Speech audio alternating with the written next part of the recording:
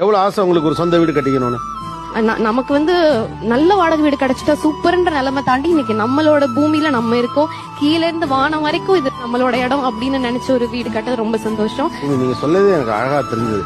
கீழே பூமியில இருந்து வானம் வரைக்கும் நம்மோட்டு தான் அப்படிங்கிற அந்த ஃபீல் இருக்குல்ல.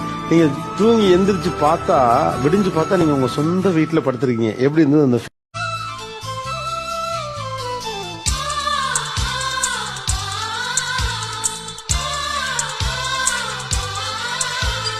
சித்திரங்களை பாட சொல்லலாம், தென்றலை அஞ்சல் ஒன்று போட சொல்லலாம்.